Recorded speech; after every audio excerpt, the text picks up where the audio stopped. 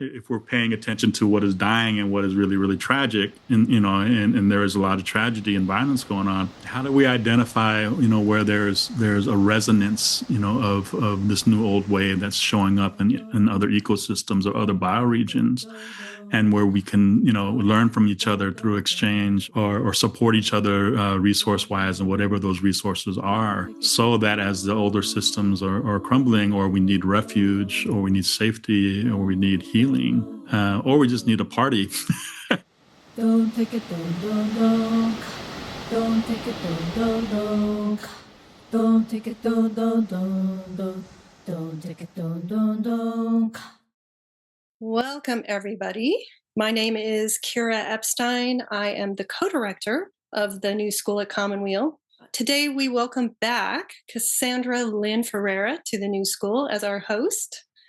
Cassandra is the director of Commonweal's Center for Ethical Land Transition, and she hosted another beautiful conversation back in April with us. She spoke to author and spiritual advisor Yeye Luisa Tish.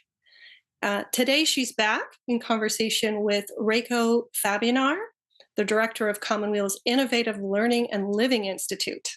Rako Fabionar and host Cassandra Ferrera, welcome to the New School of Commonweal. Thank you.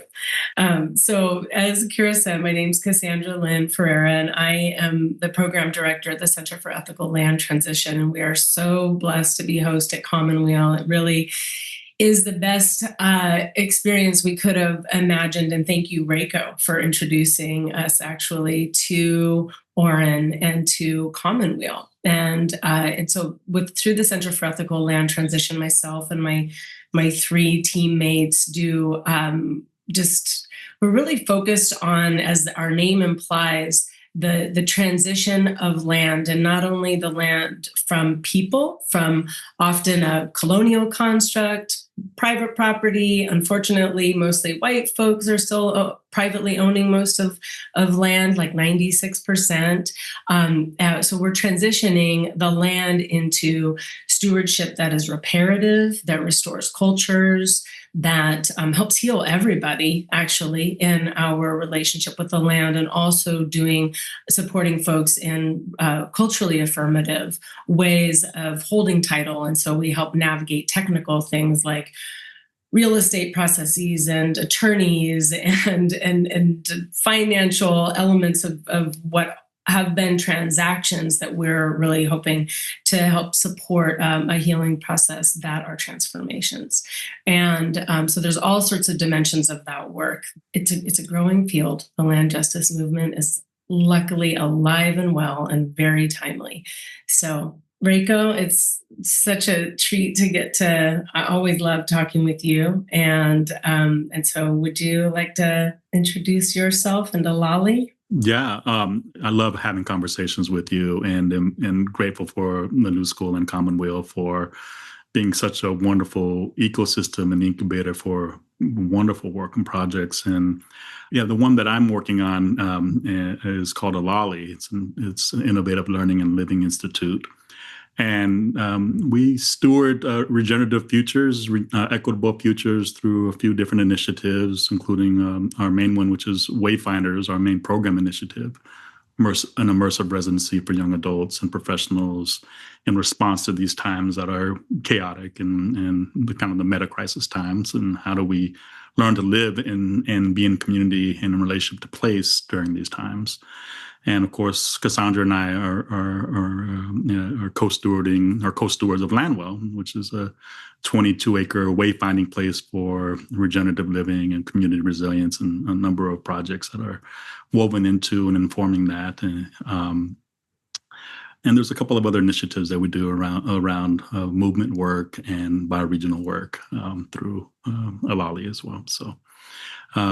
Yeah, I'm really happy to be here. I'm always happy to have conversations with Cassandra, and grateful to anybody who's listening and has questions. Mm-hmm. Yeah. As much as we can make this a conversation, I am calling in from Landwell, where Rako and I co-steward. So by co-steward, like, we actually live in a residential community together, and we have programs here, and we'll get into all of that. But Landwell is in the traditional homelands of the Coast Miwok and Southern Pomo, and it's just about 7 minutes from Sebastopol along the Honive Creek in a really beautiful wetland floodplain valley. That is quite a privilege to live here, even though the project takes a lot of work and it's very significant. It's beautiful, and the land is very strong. The energy is very strong. So we'll talk about that in our conversation today. And before we begin, though, I'm going to read a poem, and Rako's going to help us breathe into this silence together. And then from there, we'll embark on a conversation. The poem that I am, that came through when I opened the book this morning is by Joy Harjo. It's called Singing Everything.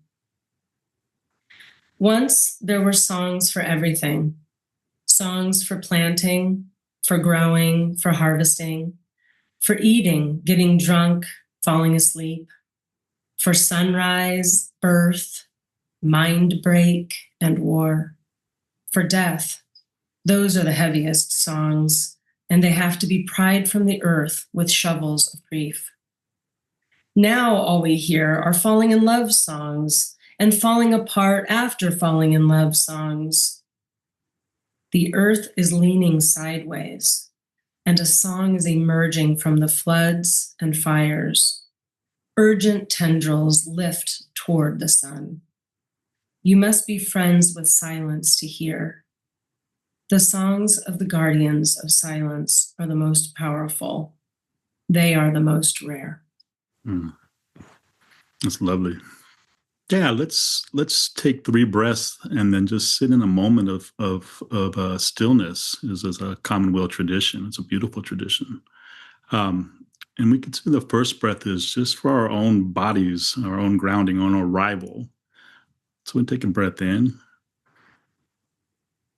exhaling out. A second breath in together, honoring all those who are around us and with us. Inhaling in. Inhaling out. And the third breath, honoring the places that we are at, that we're connected to. Inhaling in, exhaling out, and taking a moment of stillness. Okay, thank you. Rako and I thought that we would start our conversation today by talking about the question around orienting to place, and why it's so important that we orient to place, and sort of the why and the how about that. And I would love to hear what is coming to you right now, Rako, about how do we get oriented to place? Yeah, there's a few stories, and one of them's 2 of them are really immediate. Meaning, I just prior to coming to this conversation, I was just at a funeral and a memorial, and where we were burying a family member, a loved one, and really, really struck by, of course, the intimacy of place, the intimacy of people coming together with this shared culture and burying our loved ones. And I remember Cornel West talking about that humanitas has a shared etymology around the word meaning to bury, and that is one way that we can express, our humanity, is that we're all connected to place. There's an intimacy with place, and we all end up, back to the earth or back to the water or back to the fire, back to the elements, essentially, Mm-hmm. And I thought that was really, that came to me as I was driving back to get on this call. And just 2 days before that, I was in the mountains in ceremony, officiating a wedding. And so the types of stories and connections with these 2 really, really beautiful people who are getting married was their connection to place and elements was instrumental and foundational to their marriage and to their life. so place and the story is a place, and the continuity of hey, what's our story going to be here in this place amongst all these stories that exist here that are being held here by the land. That's so I'm really kind of swimming in those stories that feel really immediate. And if I go back because I'm getting older now, Cass and I can joke about that all day. To where I really started to really understand and feel a sense of place, where it was in Stockton, California, when I was a child, and in the Filipino communities where we came together for refuge, safety, celebration, death. It was very, in part because it was our culture to come together, and we had a lot of people, a lot of elders who were tending the land as farm workers, as day laborers, and so the relationship with land, tending the land, and also bringing the bounty and sharing the harvest. And we just these old timers would just leave vegetables and fruits on the doorsteps of the community. It was significant because it was intact's not the right word, but it was very, very boundaried, both in terms of choice, but also in terms of historically. That was what was safe. That was what is allowable. And it was very, very powerful to share story and celebration, and but also get a sense of that this was on the edge a little bit from where other people might understand place. But it was the intimacy of connection to the place and connection to each other that really has been a through line for me. And reflecting back now on that and going, oh, well, that was really formative in terms of how I understood place and culture. Yeah. And these are the foods that grow here, and these and this is what we have to offer. And we wouldn't go empty-handed. We will bring what we have, the abundance of what we have. We would share it. Yeah. Share it. Absolutely. Yeah. And share it. Yeah. You and I have considered that we could talk about this for days. And so watch out. Maybe we will have a podcast of our own someday. Because orienting to place, you're talking about those rituals, dying, going back into earth, and from whence we came. The thresholds of ceremony being like held by place. It's kind of like funny to me because it's like everything is about place, at least through a certain set of lenses, And I too summertime has had me on the move, and the last two places I had the honor of visiting, like I was just on the big island of Hawaii, and like their mountain is huge part of how they orient. In fact, at one point I had to get something out of a room, and my friend and our host said, well, it's on the mountainside of the room. So like, even though the mountain is often shrouded in clouds, like, and we can't see it, we know where the mountain is. And like, that's the orienting, that's where the toolbox is. It's on the mountainside of the room, and then I was also in Colorado. I was like, everybody in the San Luis Valley is like Mount Blanca, like she's the matriarch mountain, and the orientation towards that mountain. And I know that that's like, and both of these experiences were with Native folks, right? Who like who never forgot that orientation and that sense of relationship was like intact and necessary for life.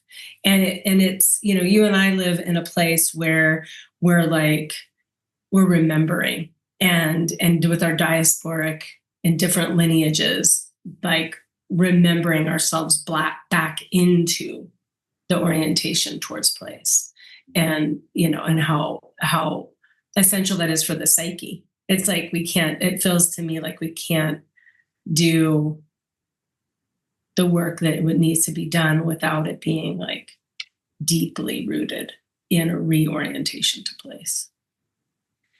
Yeah, there's a yearning, right? I think we see this in different types of, especially during this time of meta crisis, this time of transition, this time of tumult, to ask the question, what really matters, what really matters. And I think my sense is that there's a yearning for returning to the village, but not returning in the way that is romanticized, like we can't go back in certain ways. I mean, we have to do it in the ways in which we know how, and with the culture and the systems and the places that we have connection to, or learning to be in connection to. So there's a yearning, and then what I really appreciate about your work, among other people who are really involved in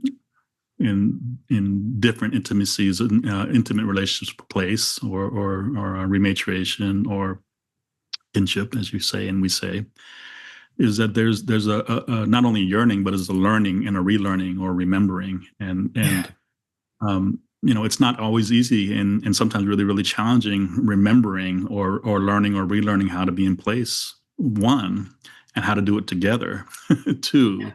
And then if we're coming from different worldviews or value systems, that's a whole nother layer, let alone some of the healing and the conditioning that many of us, if not all of us, have, because of our modern times. Yeah. Yeah. So it's we live in interesting times as a of yearning and learning and remembering. Yeah. In terms of the placemaking. Mm-hmm.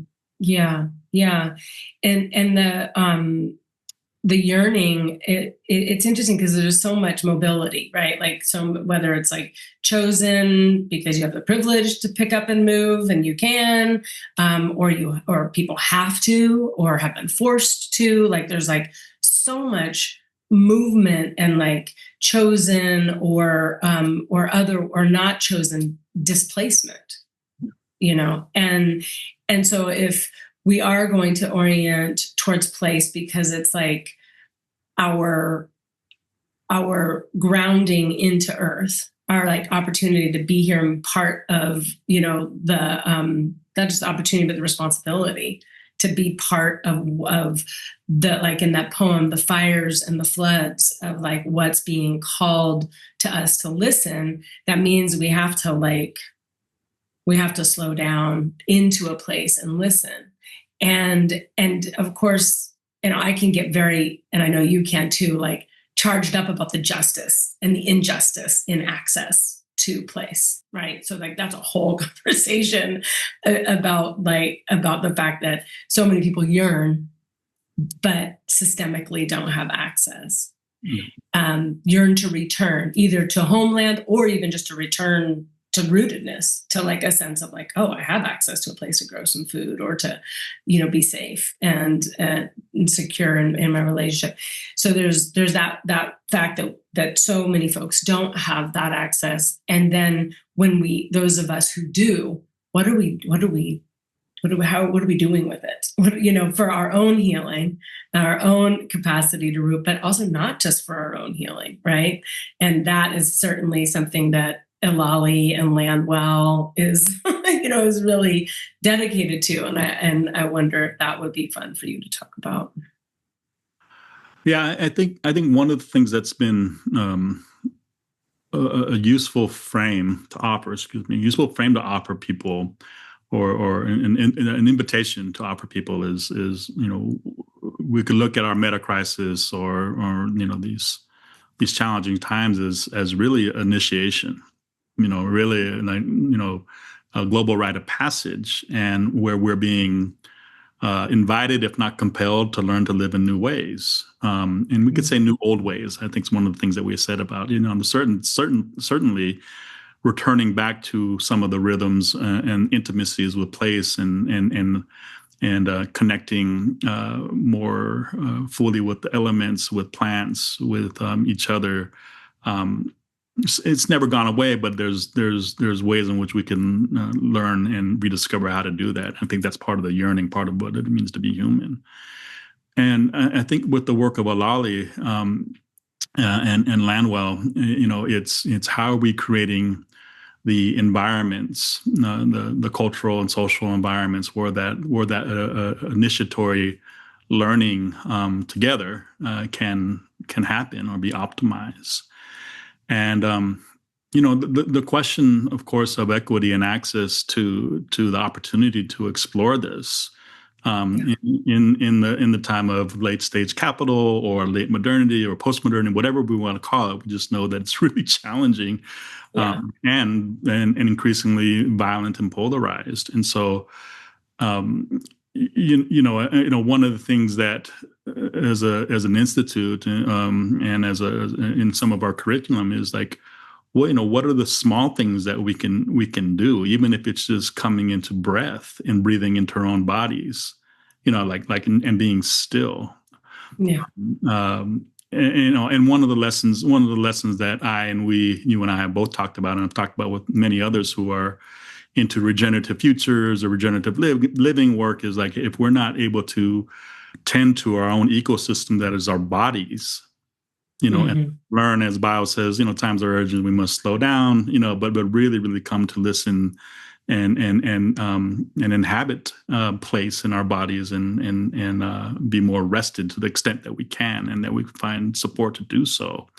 How are we going to create those spaces and opportunities for others if we're not inhabiting them themselves? It's an old lesson, in terms of how do we teach that which we unteach what we're knowing, or what we're learning, or offer what we're learning. And so I think, even orienting to our bodies as in our sense of identities as like who we are in this time of intersecting identities, or a renewed time where the ideas and the philosophies around identity and equity and intersectionality, these types of things, is like, how are we really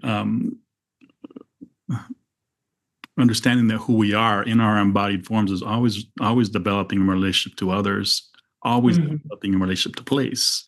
Yeah. You know what I mean? And that's really kind of the relational or the indigenous return, in terms of we're not separate.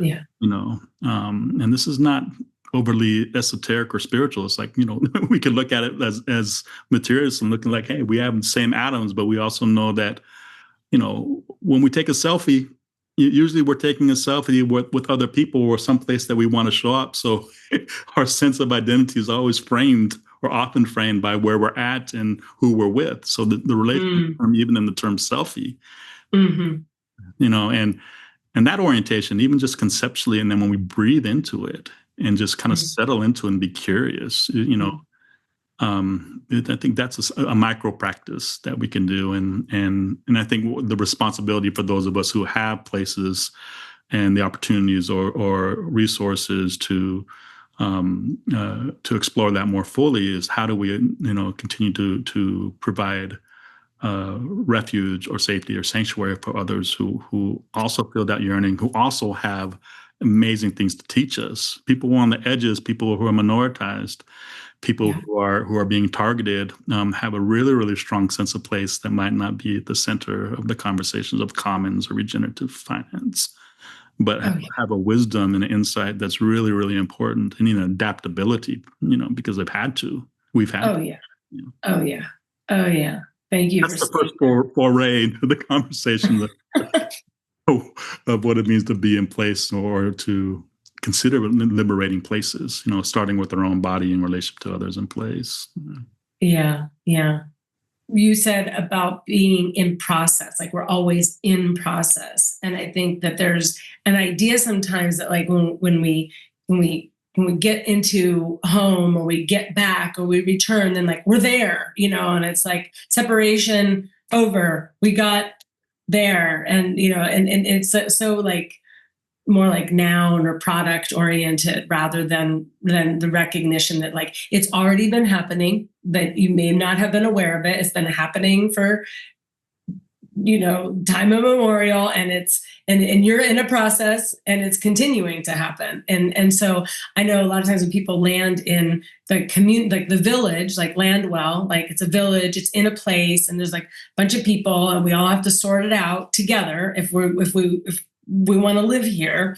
There can still be that object orientation. I've had people say to me, like, oh, you did it, like you landed the dream, or something like that, where it's like, it's accomplished, destination, check, and it's like, no, it's not like that. It's actually kind of like the more that we think that it's handled, done, we arrived, the harder it's like, the more work we have to do to actually get in the process of the unlearning and the learning and the remembering and the verb of it, right? The fact that it's like happening to us and through us, not that from this Western modern mind of like, we accomplished the thing, it's like, no, that's not how it actually plays out.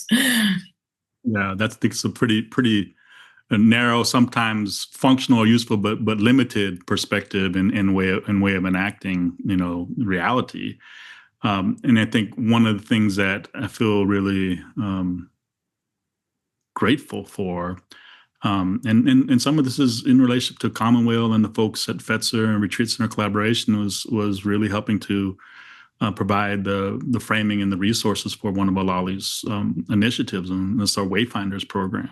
Mm-hmm. And it's directly connected to this notion of initiation and what we sometimes called what's the missing curriculum that we didn't get in high school or even college for those who had the privilege to go to high school or to college. What's the missing curricula in terms of what do we need to learn right now, or begin to learn, or actually unlearn, or as that will help us navigate these times to wayfind, to use a really, really old and cross-cultural practice of traditional folks. What does it mean to wayfind together in place with people who are coming from different backgrounds, worldviews, political orientations, these types of things? And so that was our and I mean this in the best sense, experiment in terms of the pilot program of bringing these young adults in their 20s together in the Pacific Northwest in a particular place. So it was bioregional, and the question we're holding is like, how do we build capacity or support the wayfinding in relationship to place within a given bioregion? And and we need time together. And that's something, in our culture, we don't have a lot of time together to become, and I use the word intimate in the best way, in the broadest sense, and, it's like, we don't, it's very, very easy to be in conversation or actually in discord, or not discord, in disagreement and yelling at each other online, or through text. But I mean, what does it mean to be in place together?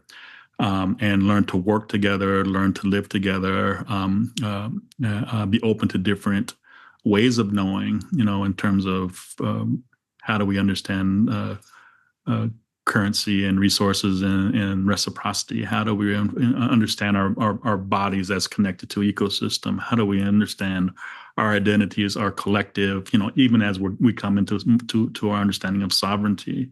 There's still a connection to place and people and plants and other beings or energies. And so that was, I think, what was really encouraging for us, is to see, we invited these young adults in their 20s for 2 months to live and learn and work together. And that was a big investment for these young adults, not monetarily, but like in terms of like commitment, where it's explicitly meant to be initiatory.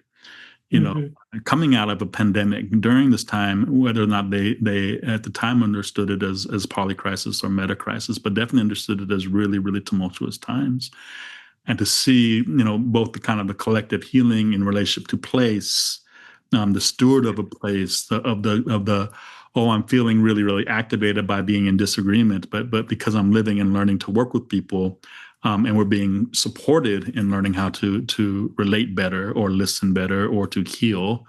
Some of those tensions or polarizations are shift or melted or transmuted, and there's something that's more generative. And I think that's something that I've really enjoyed, not only in our conversations, but what we're actually doing in our relationship. Personally and professionally, as people who are stewarding place and co-designing or creating learning environments for a better relationship with place and land. And I think Yeah, it feels like a big privilege, but it also feels like it's really necessary. Mhm. Really, really necessary. Yeah. Yeah. Yeah. Oh, I what I'm really loving right now is the as you were talking, the imagery of wayfinding, because I love that word, but it often makes you think of like going places, right? Like leaving a place is like, going off a wayfinding on an adventure or something. But at least for me, it conjures that. But what I love about wayfinding in a place is that it activates the awareness that that there's so much moving through the people and the place, right? Like there's so much that is moving through, but as we deepen into a place and into our capacity to be tending that place, tending our bodies, tending our relationship in place, that's the wayfinding, right? Like the wayfinding is, how do we be here? Yeah. Which is, it's got a poetic twist Yeah. to Yeah. it. Yeah. There's a kind of the paradoxical nature of it, a bit. Yeah. And there's you and I have talked about this before there, where the yearning to, hey, let's just get some land, and live together, and tend the land, and grow and get off the grid, and I'm saying that in a tone that seems a little bit a little cheeky, but because I think that yearning and that vision is really important. There's so many different expressions of that, and there have been, for different kinds of communities, secular, spiritual, and otherwise. And I think those of us who are entering into that project know that it's not easy. And there's a lot of practical things and different kinds of practical technologies or processes to engage, and that includes the practicality of somebody with the expertise knowing how to really, really connect with land and farm or build or repair, work with the natural environment and the built environment with a type of practical expertise, and there's the layer of practical experience or expertise in terms of how do we decide how we govern in our community together, and how do we do that where there's a sense of coherence, cohesion in decision making, but also not in a way that uh, marginalizes or doesn't allow in, alternative voices or people or bodies. How do we learn to do that? Yeah. How do we learn what is really, there's a practical engagement of how do we, protect or have some guardianship or some natural boundaries around this place that we're trying to create and cultivate in the best way that we can, but also stay open to information and people and our networks where there's a movement and a connection to the place where we don't hold it as super precious or super inaccessible. So that takes a certain practical skill and engagement and expertise. And then there's a layer of practical engagement is around how do we really learn to listen to land, the things that are really, really subtle for things. And this can be from people who are in different lineage traditions where there's an attunement to things that are more subtle. This could be people who aren't in any lineage traditions, but who have been close and, oriented to listen to land and energies of the land and have that inform what it is we're doing. And I'd say that's actually really, really practical too. It's just a different type of practical experience and expertise. And all these things are, I think, really, really important. And this is what you and I have talked about is kind of this is the new old way, because there's certainly these things have existed in some fashion, in some form since time immemorial, right? And the way that we're reconnecting to it now in response to in connection to, but also hopefully beyond where the shadow of our modern times has been offering us, is there is a remembering or relearning how to do that, and particularly around governance and relationship and listening to the land in play. Right. So Right. very, very practical, and something that I would say is to be considered when there's the yearning or the want and the romantic, and sometimes the romanticized notion. Oh, I just got to get some land, Yeah. For those of folks who have the privilege to be able to have that consideration. Mm-hmm. Mm-hmm. I really like how you're talking about it with regard to the different types of practicalities. Yeah. Because there's a lot in this threshold time that we're in where, we still have to take a legal form and have that form registered with with state, federal levels. We need to have a bank account. We need to get so we still need to get loans. There's all these and then there's septic systems and dishwashers and so there's so much practical stuff that is more kind of commonly referred to as practical. But I really like how you're including the very important other practicalities that are essential, and not just because there's sometimes when we talk about practical, it's as if it was we can set up a false duality, I think. And that people are practical or pragmatic, or something that there's a conventionality to it that has an inherent we have to do that, and with that tone too. In that tone, yeah.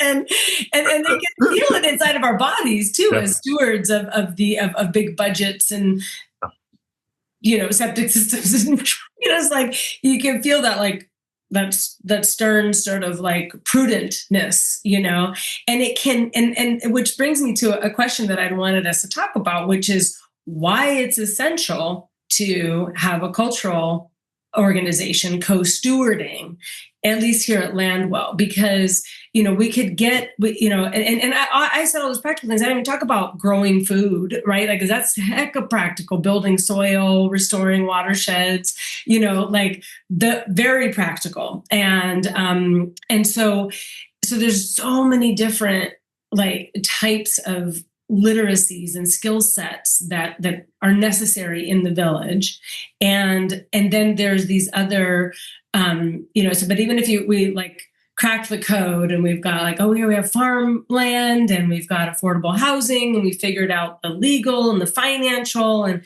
stuff like that, that doesn't, all of that, there are cultural elements no matter what. Yeah. And if we are not tending them on purpose, then they'll show up and as all sorts of things. They'll bite you in the butt. They'll bite you in the butt and cause a lot of communities to fold. And so tending culture, tending our relationships with each other, tending the initiatory process that this is, and tending to land, listening to land as essential to what is equal to practical, at least, or something. I'm not even, I want to find another way of talking about the essentialness of that. Yeah. Yeah, it really expanding the notion of what practical means. I'm reminded of Nora Bateson's, some of Nora Bateson's work and conversations, around when moderns say practical, that means that we're going to continue on the path of extraction and deeper crisis, ecological and otherwise. That's not super practical. It might be practical in a particular worldview or paradigm, and that's understandable. And so when people, often that's what people mean practical. They're talking about it in the modern kind of linear material way, which is why one of the reasons why I really appreciate your work is because you are somebody who understands that we're still in modern times. That is part of the structures and systems and legal processes and ways of knowing that we have to engage and be literate or fluent in, as we can understand there are other ways of knowing and other things that are valuable. Mm-hmm. it's really, really, a question of what's practical is also what's valuable, and so it is valuable. Thank goodness, you and me both, and I'm thinking of as projects of Commonweal, and the folks who are working with budgets and and the receipts and all these things that aren't so great in my wheelhouse, and they'll be the first ones to tell you that is held well, while they also really value and Commonweal and others value the other ways of knowing and things that are integral to this type of work, kind of what we're saying, and I been part of social justice or equity movements for 30 years, in different ways, as an organizer, activist, as an educator, as a cultural worker, and understand the value of the energy around activism, with regards to placemaking or liberation or rematriation. And I know that that's something that informs you. And you've been a real estate agent for 25 years. You know what I mean? And holding and knowing that you're holding that. Hey, this is going to be necessary to know and to be able to engage and dance with this kind of working with multiple systems, multiple literacies. So that you could translate well the activism work with the legal financial work with the rematriation indigenous work and whatever else needs to be held in that space. And I think that the expanded notion of what practical means to really look at the vital center where these different threads or ways of knowing or technologies come into play is really important. Yeah. So for us, as we explore what it means to co-steward in place, it's the housing cooperative that we formed, and that we have wonderful people who are residents who we've decided these are our bylaws, these are our agreements, this is our governance, this is how we work with conflict, and this is our budget, these are committees, the natural things in terms of what we would understand coming into community or building an organization that's committed to place. Yeah. And in partnership with that, living lands trust, a trust where once we're ready, and we're nearly ready, hope, knock on wood, in a year or two, where we can put this land into trust.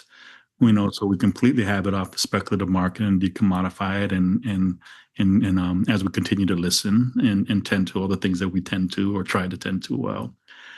And so those are really big partners. And Awali as an institute, as a cultural and educational institute, where it's like, how we, what is the worldview or the cultural frame around initiation, and how do we work with differences? How do we become more embodied? How do we have them, basically on a more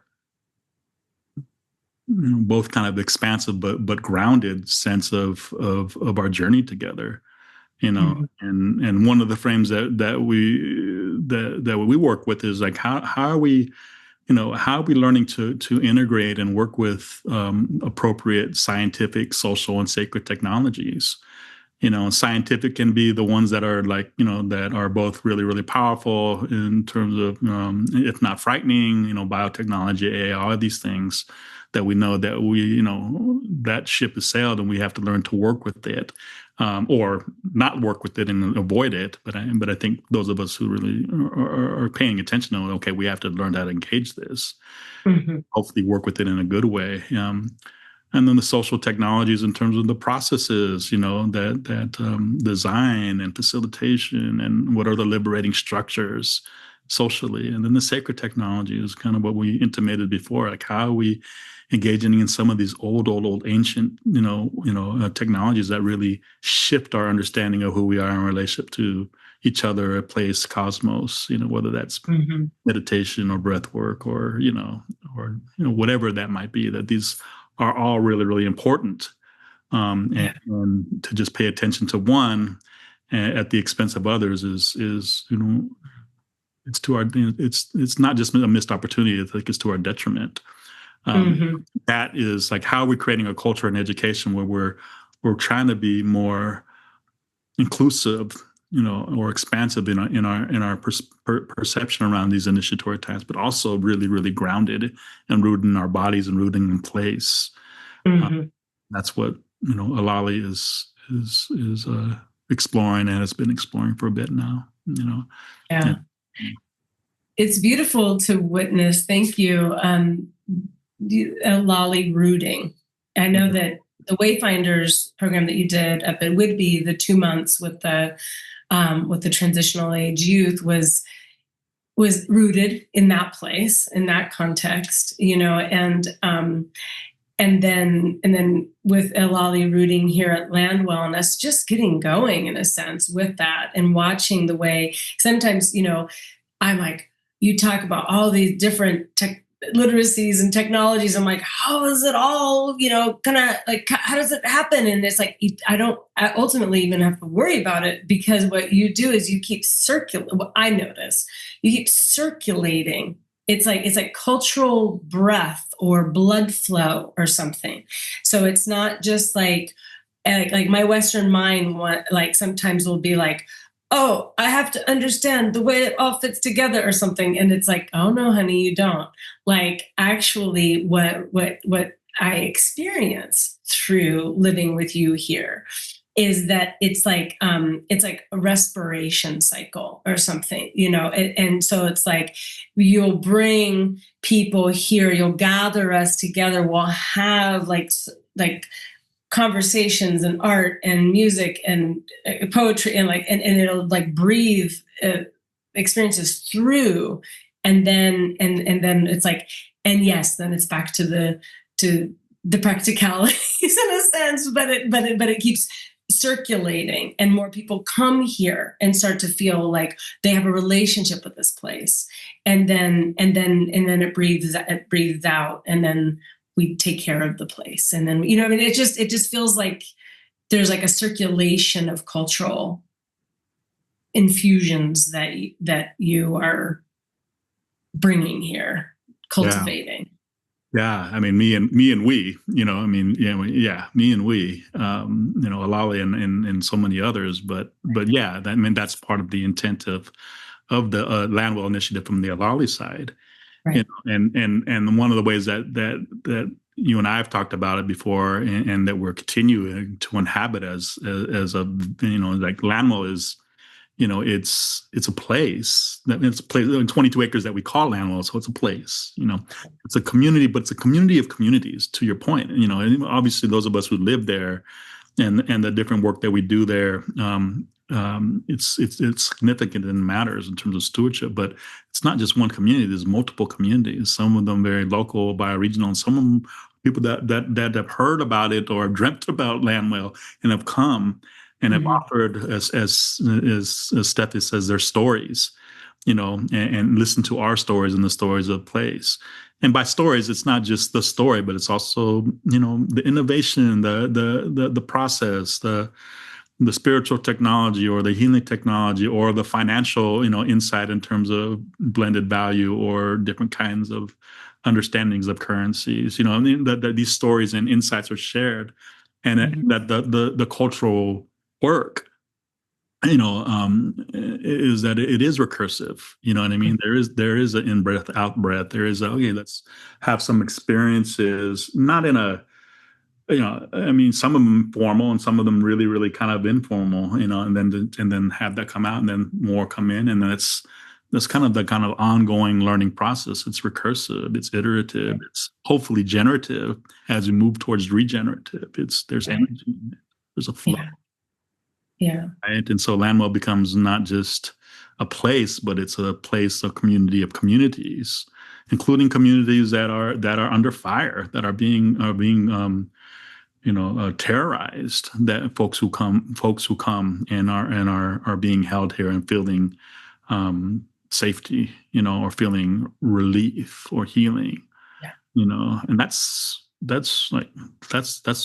part of what we do. So it's place, a community of communities, and a vision, recursive that is generative. Yeah.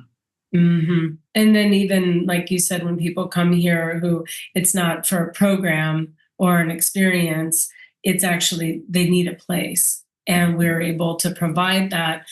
What I'm also feeling is the prayer that, and we've gotten this feedback too, is that there's a feeling there. It's not just the doing or the experience or the destination of it. It's actually like we're hoping to join with the lands, what the land is moving through us, so that when people come here, they feel that refuge, that capacity to connect and also be, receive something generative, even if it's just through just being here, like, and not just a doing or a participating, just being. Yeah. Which is a deep prayer. And if for those of you who are with us live, thank you. And that if you have questions, we can see how this conversation might go with your inquiries. To really piggyback on that, especially as we're stewards of places, like, it's the questions. This is part of the cultural work. This is part of the relational work, is to receive questions or insight that inform, our continued learning as two of the many stewards of Landwell. I've been really, Cassandra, I've been really sitting with and playing with demonstration. Obviously, because there's a lot of demonstration going in response to the times of what it is that we don't want. In terms of the organizing and the activists and being really, really visible, which I think is really important. And in regenerative speak and land speak, there's demonstration sites, where there's place-based sites where we learn how to do regenerative living or land and water restoration or regenerative farming. So Landwell is emerging as that, but it's also, we're emerging as a demonstration site for cultural education for these times, for wayfinding. I love that. I love playing with words, and I think that one's got some juice, for sure. The question has emerged of what is your favorite part of living at Landwell? Do you want to go first? You've been there. You're one of the original. You're one of the OG, at least for the project at Landwell. I won't say you go back time immemorial. You're not that old. No. Oh my gosh, what is my favorite part? Well, I am.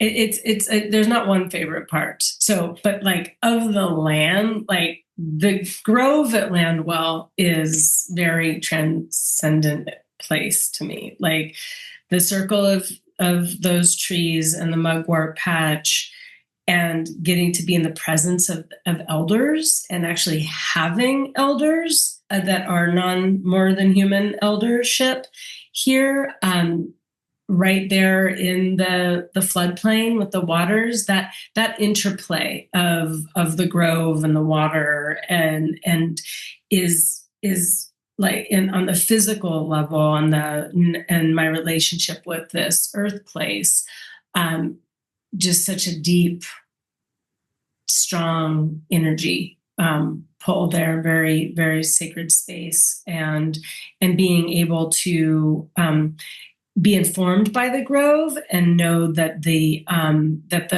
grove has a life of its own, that the grove calls people to the grove, that it's not, we aren't just providing sacred hospitality, like the grove is providing hospitality for all of us, even as we reciprocate and care.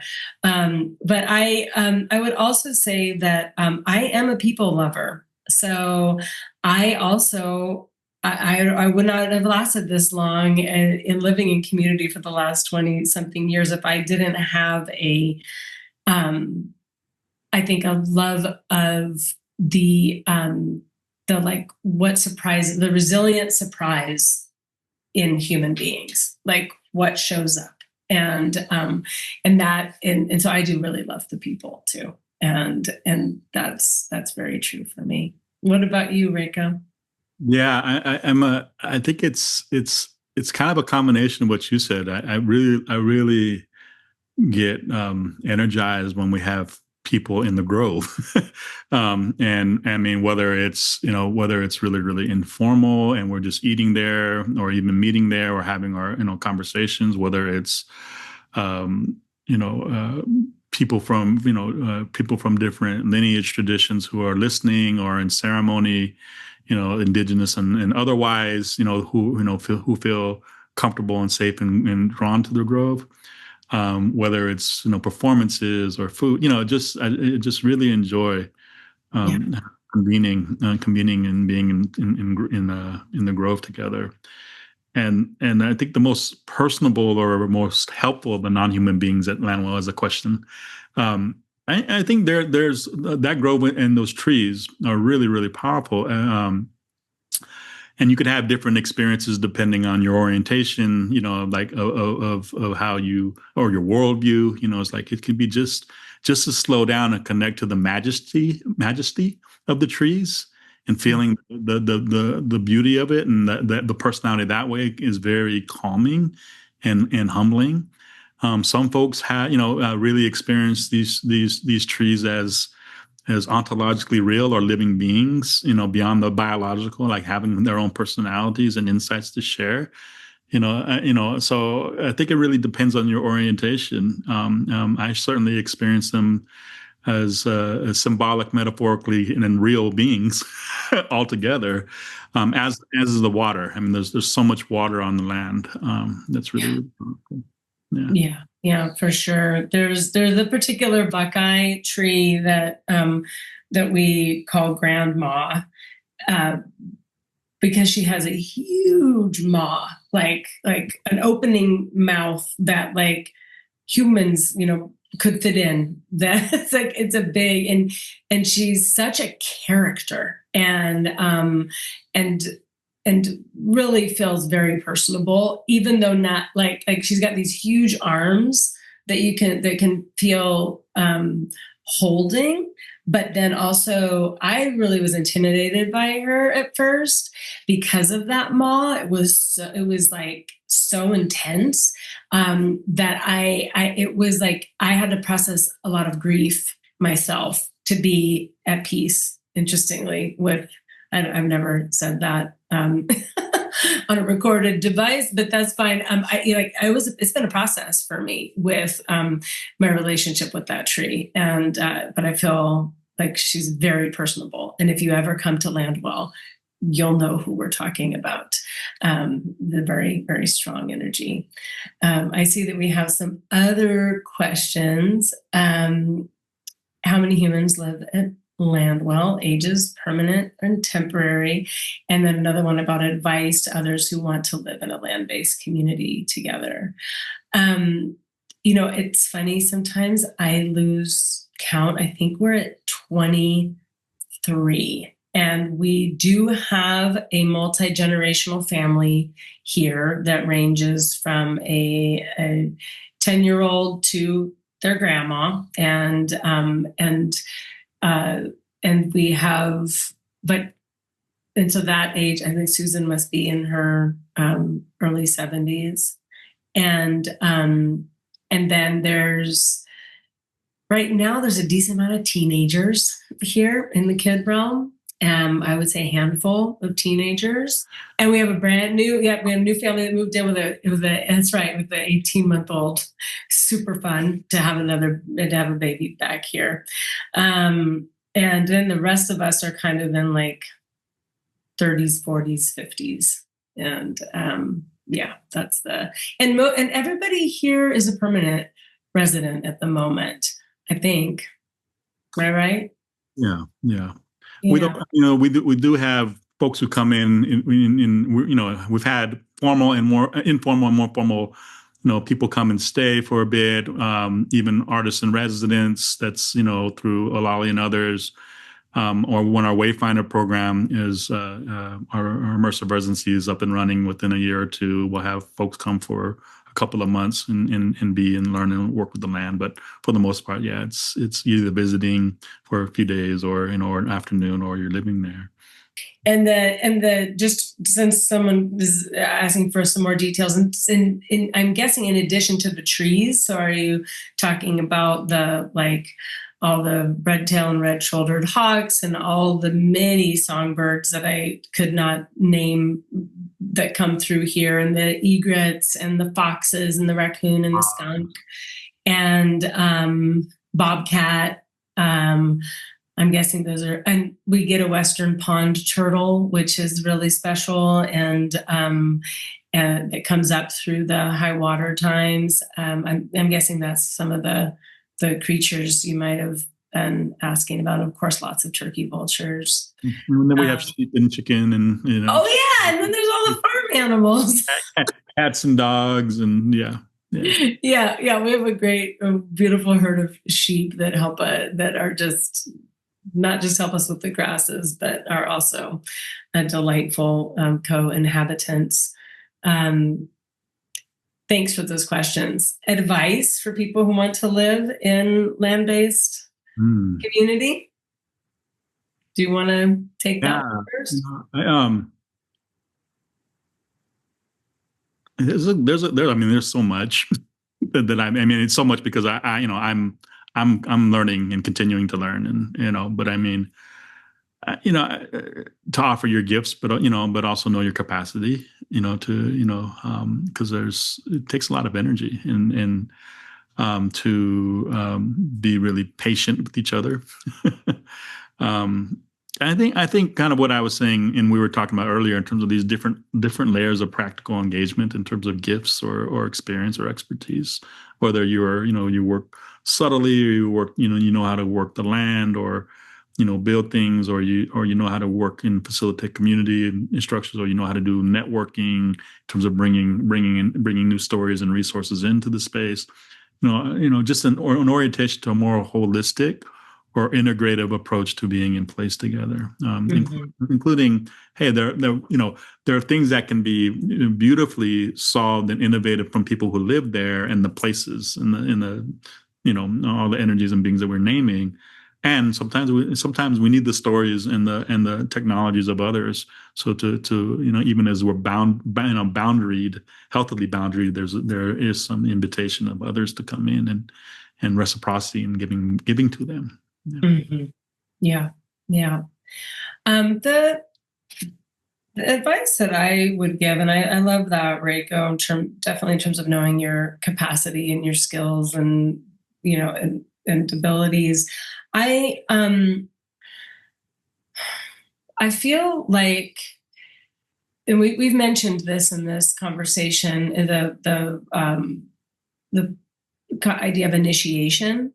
I feel like my advice would be to see the process of coming back into circle-based decision-making and into place-based orientation and decision and cooperative stewardship with others, to see that as an initiatory process. Because I feel like if we frame it as initiatory, then we know we're going to have to let go of things. We know we're going to change. We know the fire of the alchemy of it is going to heat up, and we're going to, one of the phrases that came to me early on in living in community is getting cornered by the circle.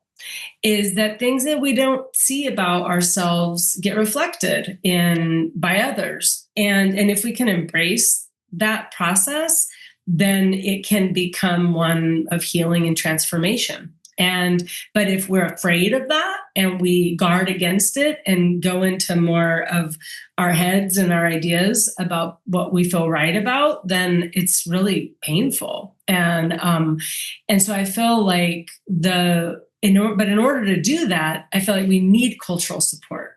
We need elders. We need people off-site who can witness us and are invested in our journey. So I feel like the cultural tending, it needs to not just happen from within. It is one of my perspectives around that. I know that sometimes people can really have spiritual communities can have really clear values and practices, and everybody's doing the same thing, or at least adhering to something that is a wisdom tradition that is being, that's the rudder. But a lot of land-based communities don't have that. And there's all different lineages and people with different walks of life and life experiences. And so how do we hold our coming together in that diversity in a way that is generative, as Rako says, feels like a really big thing to tend. And I guess I would also, the other advice that's part of that is to have like a third point orientation. And what I mean by that is not just between the people. Because if it's just between the people, then all the karmic entanglements just have like free reign. But if you have a third point orientation, which is like service and earth service, and the third point orientation can also be like the place itself, like healing and serving the healing of relationships of that place. But there's something that gets us out of our own stuff and working towards something together. I feel like a lot more than just having a happy neighborhood, like serving a world in transition, I feel like is also helpful. It can feel like a lot because you're like, oh my gosh, we're going to do all these things and, serve a larger community. But I feel like that is also really an important dimension of coming together right now is that service. Yeah, and I would kind of to piggyback on that, it is a lot. It does feel like a lot. And I think the modern conditioning is like, oh, we got to do it all right now. And this is kind of going back to what we're learning is like, one is like know our capacity and know our gifts so that we're not stretching ourselves even more beyond perhaps what needs to be stretched in terms of initiatory learning. But like, how do we also learn to rest, or become more rest and held by place and held by community or communities of community that can really enable us to exhale, but there is a collective commitment. And, and I love that Cass, points to the vital center or the pull to service and also the pull to place, because it's not, to me, it's not just about circle, governance. It's spherical. There's more dimensions that we're considering. And I think the more present we are and the more that we're open to learning and in the degree that we can be more rested. Mm-hmm. There, I think there's, it's the how is just as important as the what to some degree. Actually, I think to a large degree. To a large degree. It's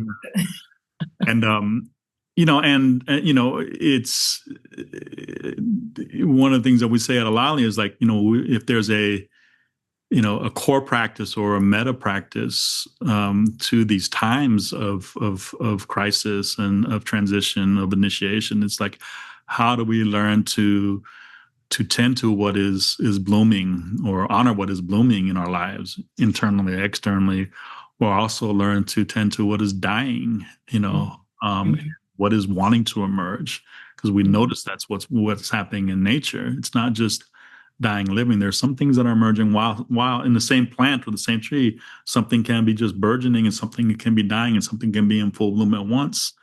And that orientation, I think, for me, has been really important. Yeah. What you just said, Rako, about the capacity within to tend to what's dying and what's emerging right now in these times, and also not to get caught up in the doing too muchness of it, the sort of the grind of accomplishment, but and also to cultivate our communities as places where we're also breathing. Honoring what's blooming, what we're grateful for, and yes, celebrating in addition to the grief that comes with the dying. Yes. So we can be in touch with that, what it's all about. Like, what is it that we're even doing all of this, is just to be able to be with that. There's another one more question, and just, the value of this, seeing the value of this kind of community exploration and project that we're working on. Are there others in this country? There's a lot of intentional and place-based, land-based projects, community projects. And I think what Cassandra and I, Lalia and Landwell and Center for Ethical Land Transition, in my experience is like, we're exploring different, ways of being in place and building community and doing that in different bioregions or locations in communities around the country. And that's something that is part of the work or part of the vision of the work is, how are we offering? And again, it's offering, what we're learning here as a seed story, as a code, as a model, so to speak, that's emergent still, and offer it to other places, and we're doing some of that through retreat centers, through other indigenous communities, other place-based, initiatives that are emerging, change networks, and some are already, of course, already existing. And this is the exciting thing in terms of if we're paying attention to what is dying and what is really, really tragic, and there is a lot of tragedy and violence going on. It's also good to notice what is emerging as these different communities and experiments that are healthier expressions of the new old connection to land, because they are happening, and PASS has been working on that for a long time with their work. So that's just to kind of answer that question. Did Rako, the phrase "islands of coherence"? Yeah. Islands of coherence during uncertainty or tumult. I forget who said that. I think it's how do we identify where there's a resonance of this new old wave that's showing up in other ecosystems or other bioregions, and where we can learn from each other through exchange or support each other resource wise and whatever those resources are. So that as the older systems are crumbling, or we need refuge, or we need safety, or we need healing, or we just need a party and to eat, you know what I mean? Or we need to grieve, we could begin to identify and have a social ecosystem or a network of networks of folks in places doing that, so we can feel less alone and deepen our learning together. Yeah. Right. That's right. In times like these interesting times. We live in interesting times, said the Buddha, right? Yeah. Times like these. Well, thank you so much, Rako. It's delightful always to talk about all this. And Kira and Ken and Commonweal and New School, thanks for hosting us in this conversation. And it's been a real pleasure. Yeah, thank you very much, Cassandra, and everybody at the New School, and Kara. Yeah, absolutely. And thanks to both of you for your conversation. And I just feel like your words are pointing to a way of living that feels inspirational and certainly regenerative. And I just feel grateful that you're paving the way. I feel like you're paving the way for another worldview. Thank you for the work you're doing at the Center for Ethical Land Transition, what's happening at Innovative Learning and Living Institute. And it feels inspired through what you're doing there at Landwell. Rako Fabionar and host Cassandra Ferrera, thank you for being with us at the New School of Commonweal. We'll see you next time. Don't take it, don't. Don't take it, don't. Don't take it, don't. Don't take it, don't. Don't take it, don't. Don't take it, don't.